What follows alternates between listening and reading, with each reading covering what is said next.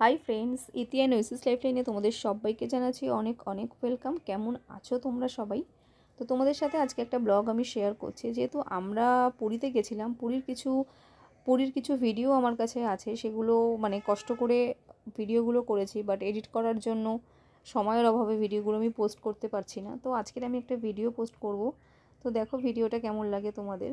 তো দেখো এখানটায় আমরা চলে এসেছি প্রাইভেট বাসে করে লিঙ্গরাজ মন্দিরে। তো পুরীতে যে শুধুমাত্র জগন্নাথ দর্শন করব এমন নয়, পুরীতে প্রচুর সাইট সিন আছে দেখার, যেটা কিনা আমরা একটা একটা করে ভিজিট করব।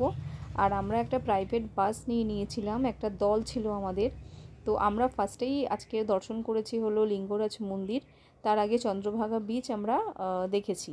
তো এখানটায় আমরা যেটা দেখলাম যে লিঙ্গরাজ মন্দিরে ঢুকতে গেলে কিন্তু জুতো, ব্যাগ সব কিছু জমা করে তারপরে ঢুকতে হবে, আর ভেতরে কোনো ফোন অ্যালাউ নেই। ছোট ছোট প্রচুর মন্দির আছে, যেহেতু শিব ঠাকুরের এটা, প্রচুর দেবদেবী আছে, অর্ধেকের বেশি হয়তো নাম আমি জানিও না। তবে প্রত্যেকটা মন্দির অল্প অল্প করে আমরা দেখেছি, প্রত্যেকটা ভগবানকে দর্শন করেছি। তারপরে এখন আমরা চলে যাচ্ছি আমাদের বাসে। তো আমরা বাসে উঠে একটা জায়গায় যাব, সেটা হচ্ছে উদয়গিরি, খণ্ডগিরিতে আমরা যাব।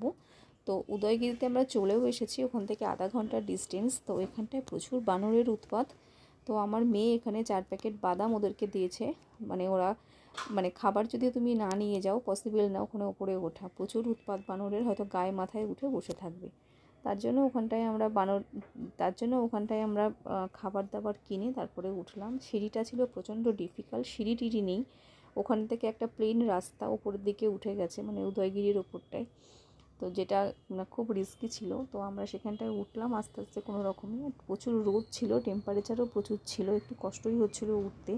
তো উঠে যেটা দেখলাম, উদয়গিরিতে ফার্স্ট টাইম আমার আসা, খুব আনন্দ লাগছিল, যতই গরম থাকুক না কেন।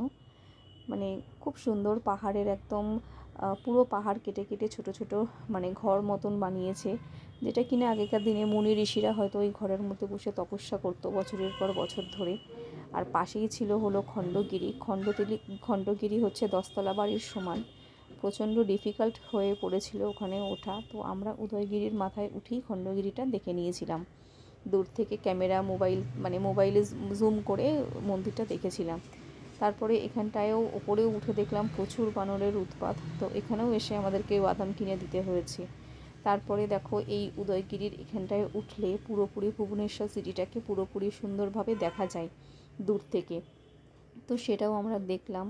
আর এখানটায় আমরা প্রত্যেকটা মুহূর্ত, প্রত্যেকটা জিনিস ক্যামেরাবন্দি করছিলাম। তো পুরীতে ফার্স্ট টাইম আমার আসা, আমার বাচ্চাটাকে নিয়ে এসেছি, আমার মেয়েকে। ও প্রচণ্ড আনন্দ পাচ্ছে, প্রচণ্ড খুশি। তার জন্য কিন্তু আমারও ভীষণ ভালো লাগছে। তো আমার মেয়ে যদি খুশি হয় তাহলে আমাদের আর কি চাই। তো এখানটায় উঠে আমরা দেখলাম যে পুরো ভুবনেশ্বর সিটিটাকে দেখতে পাচ্ছ, জুম করে যতটা পারি দেখানোর চেষ্টা করেছি। আর প্রচণ্ড ভালো লাগছিল দেখতে। তো যাই হোক, আমরা সব কিছু দেখলাম, উদয়গিরি খণ্ডগিরি দেখে আমরা এখন নেক্সট চলে যাব হলো নন্দনকানন জুতে। তো এখানটায় আমার হাজব্যান্ড ফটো তুলছিল, আর আমার সবথেকে একটা জিনিস আশ্চর্য লাগছিল যে এই পাথর কেটে কিভাবে ছোট ছোট গুহার মতন করে বানিয়েছে। তো যাই হোক, আমরা সব কিছু দেখে নিচে চলে আসলাম। নিচে এসে দেখলাম যে ঠান্ডা জল পড়ছে, একটু চোখে মুখে জল দিলাম। জল দিয়ে আমরা এখন বাসে উঠে যাব। বাসে উঠে আমাদের নেক্সট ডেস্টিনেশন হলো নন্দনকানন জু। তো এখানটায় এসে আমার মেয়ে তো প্রচণ্ড আনন্দ পাচ্ছে।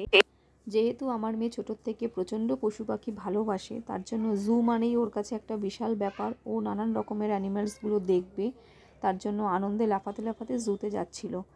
তো এখানটায় ভেতরে আমরা একটা গাড়ি নিয়েছিলাম, যেহেতু অনেকটা এরিয়া জুড়ে জুটা, গাড়ি না নিলে অতটা পথ কভার করা কোনো মতেই সম্ভব ছিল না। তো এখানটায় ঝাঁকে ঝাঁকে হরিণ থেকে ম্যাকাও যে পাখিগুলো সেইগুলো, তাছাড়া হাতি ছিল হিপ্পো ছিল, একটা স্নেক গার্ডেন যেখানে কিনা নানান রকমের সাপ ছিল, সেটাও আমরা দেখলাম।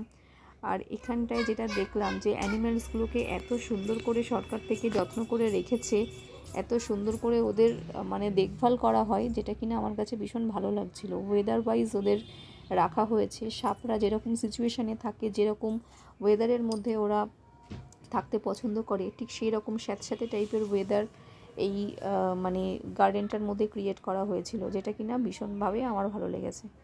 তো এগুলো আমরা দেখলাম। তারপরে কুমিরগুলোও দেখলাম। আর সবথেকে বেশি ভালো লাগলো হচ্ছে রাস্তাটা, এত সুন্দর রাস্তাটা, দুপাশে জঙ্গল, মাঝখান থেকে রাস্তা, আর আমার বরাবরের জন্য জঙ্গল ভীষণ ভীষণ প্রিয়। তো এখানটায় আমরা এই গাড়িটার মধ্যে ছিলাম, একটু একটু করে যাচ্ছি, একটা একটা স্পটে আমাদের নামিয়ে দিচ্ছে, আর এক একটা জায়গায় এক এক রকম অ্যানিম্যালস আছে, সেগুলো কি পুরোপুরি গার্ড করা। তাও এখানটায় দেখো, এখানটায় আমরা দেখছি হলো হোয়াইট বাঘ। তো এখানটায় নন্দনকানন জুতেই অ্যাকচুয়ালি হোয়াইট বাঘ আমরা দেখলাম, এর আগে কখনোই দেখিনি, জানি না আমাদের কলকাতায় আছে কি না। তো নন্দনকানন জুতে এই হোয়াইট বাঘটা খুব যত্ন করে রেখেছে, কিন্তু বাঘটার বয়স হয়ে গেছিলো আমার যেটা মনে হলো। হোয়াইট বাঘ ছাড়াও ছিল ইয়েলো বাঘ, এবং ছিল অনেক রকমের মানে পশু। এখানে পাইথনও দেখেছি আমরা, জিরাফ থেকে জেব্রা থেকে মানে সমস্ত অ্যানিমালস এখানটায় আছে। তো এত কিছু কভার মানে অতটা এরিয়া কভার করা সম্ভব হয়নি, যতটা পারি আমরা গাড়ি করে ঘুরেছি।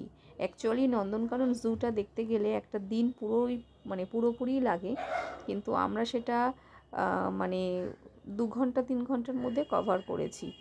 তারপরে আমরা বাসে উঠে চলে যাব হোটেলে। তো এখান থেকে আমরা যেটা দেখলাম, একটা বাঘ পুরো মাচার ওপরে উঠে আরামসে ঘুমাচ্ছে, খুব হেলদি, সুন্দর, আর স্কিনটা পুরো চকচকে একদম, যেটা প্রচণ্ড ভালো লাগছিল। ছিল হাতি, তবে হাতি বেশি একটা চোখে পড়লো না, 2-3খানা মতন হাতি আমরা দেখেছি।